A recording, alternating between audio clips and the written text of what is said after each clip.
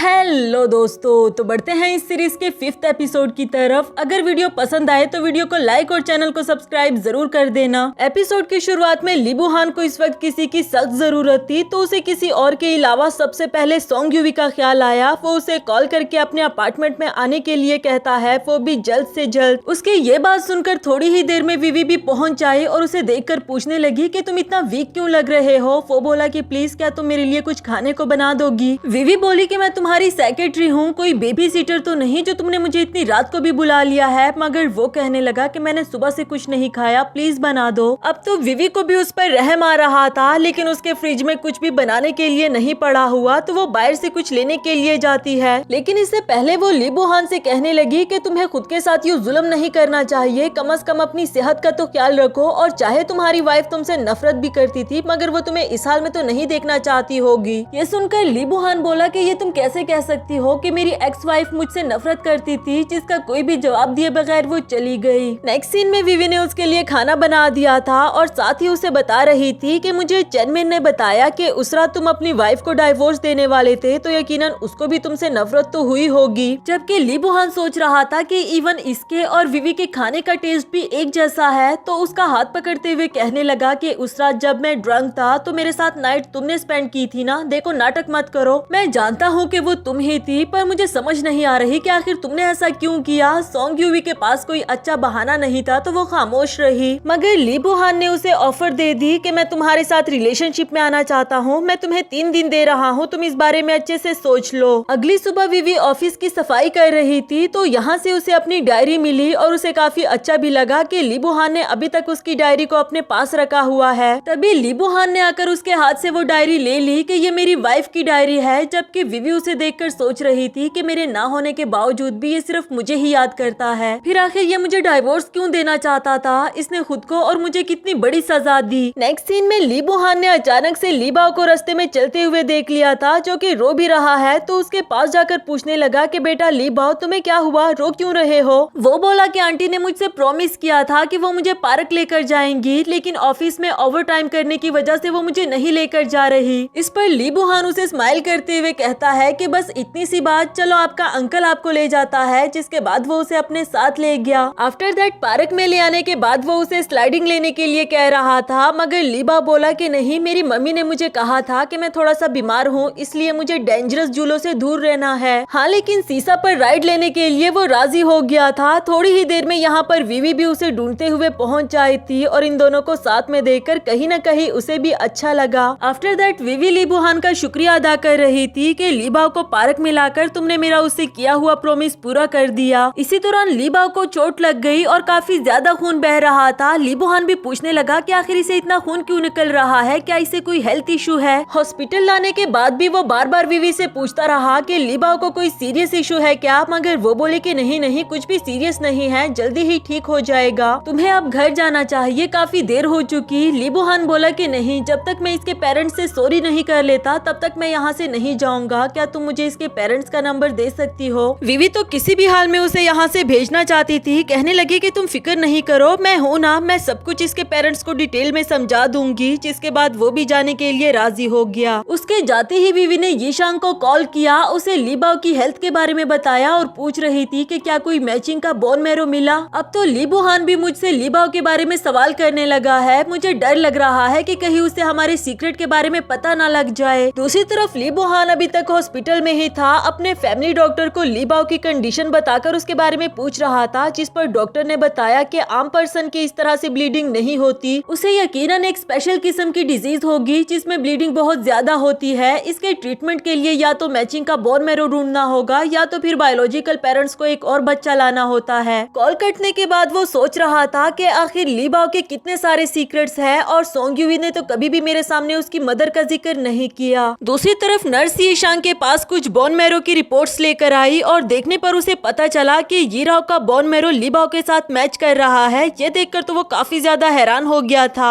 Next scene में song वीवी ली बाओ की बनाई हुई ड्राइंग को देखकर इमोशनल हो गई थी कि वो अपनी डैड की कमी को कितना फील करता है। ली बू-हान की कमी तो इसे भी फील होती थी, मगर क्या ही कर सकती है। तब तक यहाँ पर यीशांग पहुँच आया। उसने बताया कि ली बाओ की कंडीशन दिन ब दिन सीरियस होती जा रही है। वीवी बोली कि तुमने बताया था ना कि मैचिंग की बोन मैरो मिली है, उसका क्या बना? यीशांग बोला कि हाँ मिली तो है, पर मुझे समझ नहीं आ रही कि तुम्हें कैसे बताऊं। ये लो तुम खुद ही देख लो। ये राव की बोन मैरो की रिपोर्ट्स देखकर तो विवी भी शॉक्ड हो गई थी। साथ ही वो उसके बारे में सोचने लगी जब जब भी उसने इसके साथ बुरा किया था। दिल ही दिल में सोचने लगी कि वो तो मरकर भी मेरी मदद ना करे जिसने अपने हाथों से मेरी जिंदगी बर्बाद की। अब तो उसके पास सिर्फ एक ही रास्ता था। इस आधी रात को भी वो ली बुहान के घर पहुंच जाए और जब उसने दरवाजा खोला तो उसे कहने लगी कि मैं तुम्हारे साथ रहना चाहती हूँ। इसके लिए तुम जो भी कहो मैं वो करने के लिए तैयार हूँ। ली बुहान उसे घर के अंदर ले आया था और यहाँ विवी उसके साथ रोमांटिक होने की कोशिश करती है, पर वो बोला कि रुको तो सही, सब्र करो, हमें एक दूसरे को समझना चाहिए, एक दूसरे को टाइम देना चाहिए, उसके बाद ही रोमांस की तरफ जा सकते हैं। इधर विवी को तो गुस्सा आ रहा था कि अब और कितना टाइम चाहिए, क्योंकि उसके पास इतना वक्त नहीं था। ली बाओ की कंडीशन वैसे भी इतनी सीरियस हो चुकी है। नेक्स्ट सीन में ली बुहान उसे अपने साथ गाड़ी में लेकर जा रहा था। उसे बता रहा था कि मैं तुम्हारे साथ घूमना चाहता हूँ, तुम्हारे साथ शॉपिंग पर जाना चाहता हूँ, तुम्हारे साथ खेलना चाहता हूँ। विवी को तो गुस्सा आ रहा था कि मैं कोई 17 इयर्स की थोड़ी ना हूँ। अच्छा देखो मैं 28 इयर्स की हूँ और तुमसे ये सब कुछ एक्सपेक्ट नहीं करती हूँ, बल्कि हम डायरेक्टली भी सीरियस रिलेशनशिप में आ सकते हैं। चाहे वो इसे कितना भी समझाती और इससे रोमांटिक होने की कोशिश करती, मगर ली बुहान उसकी कोई भी बात सुनने को तैयार नहीं था। नेक्स्ट सीन में वो इसे कुछ छोटी मोटी गेम्स खिलाने के लिए लेकर आया था, मगर इंजॉय करने के बजाय विवी काफी ज्यादा बोर हो रही थी। आखिर में तो वो बहुत ज्यादा थक चुकी थी। ली बुहान से कहने लगी कि क्यों ना हम इस होटल में एक रूम बुक कर ले और यहीं पर रात गुजार ले। असल में तो वो सिर्फ अपने मकसद को पूरा करना चाहती है, जबकि वो बोला कि ज्यादा बहाने मत लगाओ और मेरे साथ चलो। विवी को तो काफी ज्यादा गुस्सा आ रहा था कि ये इंसान है या पता नहीं क्या, कब से चलता ही जा रहा है। डिनर करते टाइम ली बुहान उसका शुक्रिया अदा कर रहा था इतना टाइम एक साथ स्पेंड करने के लिए, जबकि वो बोली कि इस पूरे प्रोसेस की जरूरत क्या थी। इस पर ली बुहान ने बताया क्योंकि मेरी एक्स वाइफ विवी को ये छोटी मोटी चीजें बहुत खुशी दिया करती थी और मुझे अफसोस है कि मैं उसके साथ ज्यादा टाइम नहीं स्पेंड कर पाया। विवी उसका जवाब सुनकर इमोशनल हो गई कि इसे अभी भी मेरी छोटी सी विशेष याद है। दिल ही दिल में कहने लगी कि माफ करना, लेकिन अब कुछ भी पहले की तरह नहीं हो सकता। लेकिन उसे पूछने लगी कि अगर तुम्हारी एक्स वाइफ तुम्हारे सामने बैठी हो तो तुम उसे क्या कहना चाहोगे। ली बुहान बोला कि क्या मतलब मेरे सामने। जहाँ उसने अपना सवाल चेंज कर लिया। वो कहती है कि क्या तुमने अपनी वाइफ से कभी भी प्यार किया था। ली बुहान बोला कि सिर्फ प्यार, मैंने हमेशा सिर्फ उसे ही चाहा है। यहाँ भी विवी उससे पूछने लगी कि अगर तुम उससे प्यार करते थे तो तुमने उसे डाइवोर्स क्यों देनी चाहिए। असल में तुम्हारे साथ रिलेशनशिप में आने से पहले मैं ये जानना चाहती हूँ। ली बुहान ने बताया कि मैं अच्छे से एक्सप्लेन तो नहीं कर सकता, लेकिन अगर मेरी कुछ मजबूरियाँ ना होती तो मैं कभी भी उसे डाइवोर्स ना देता। नेक्स्ट सीन में ली बुहान अपनी और विवी की वेडिंग पिक्चर को देख रहा था। तभी उसे एक कॉल आई और बताया गया कि आज सेक्रेटरी सोंग यूवी नहीं आई क्योंकि उसकी तबीयत ठीक नहीं है। उसकी तबीयत का सुनकर तो ली बुहान फौरन से उसे देखने के लिए चला गया। उसे रास्ते में जाते हुए देखकर रोक लेता है और पूछने लगा कि तुम ठीक तो हो ना, तुम आज ऑफिस नहीं आई। विवी बोली कि हाँ मैं ठीक हूँ, बस पीरियड्स की वजह से नहीं आ पाई। आप इतना दूर से मेरी तबीयत का जानने के लिए आए हो। ली बुहान बोला कि इसके अलावा भी मैं तुम्हें कुछ बताना चाहता हूँ, वो ये कि मैं अपनी एक्स वाइफ से प्यार करता हूँ और उसकी जगह कभी भी किसी और को नहीं मिल सकती। लेकिन फिलहाल मैं इतना जानता हूँ कि मैं तुमसे प्यार करता हूँ और अपने इस मैरिज सर्टिफिकेट में तुम्हारी पिक्चर लगाना चाहता हूँ। सोंग यूवी काफी ज्यादा इमोशनल हो गई थी, लेकिन वो कहती है कि फिलहाल मैं तुमसे कोई भी वादा नहीं कर सकती और वहाँ से चली गई। नेक्स्ट सीन में यीरा को दिखाया गया। पिक्चर की फ्रेम के पीछे से वो बालों का एक गुच्छा निकालती है जो कि यकीनन विवी का ही लग रहा था। उसकी इवल स्माइल से ही पता चल रहा था कि वो कुछ न कुछ तो करने वाली है। जबकि दूसरी तरफ हमें ली बुहान को दिखाया गया। असिस्टेंट जेन बता रहा था कि आज से 6 साल पहले सोंग यूवी का एक्सीडेंट हुआ था, वो भी उस शहर में जहाँ मिस विवी गायब हुई हैं। ये सुनते ही ली बुहान समझ गया था। कहने लगा कि इसका मतलब सोंग यूवी ही विवी है जो कि इतने वक्त से मेरे साथ रह रही है और मैं फिर भी उसे पूरी तरह से नहीं पहचान पाया। इसी के साथ हमारा ये वाला एपिसोड भी खत्म हुआ।